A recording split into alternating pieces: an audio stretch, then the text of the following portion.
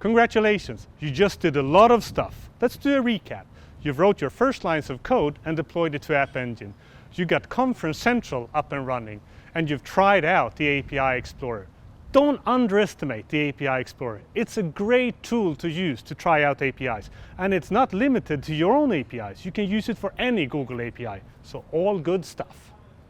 But let's now talk about user authentication. Many applications require that a user is registered and signed in before using the application.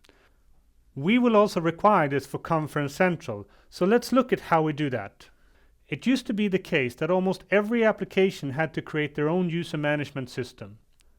That would mean that you would have to write all the code from scratch in order for your users to use your applications.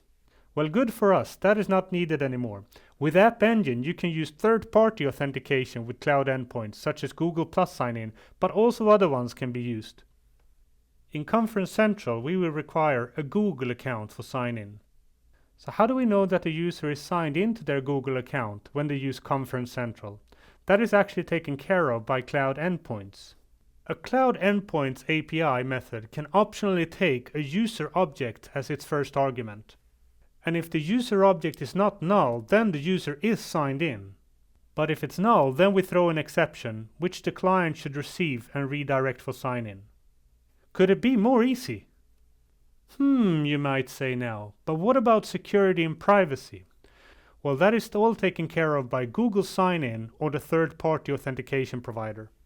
So this mechanism is the best of two worlds combined.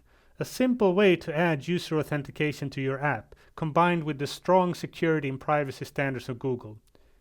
Alright, that's enough talking. Time for you to do some coding again by adding user authentication to your Conference Central. Good luck!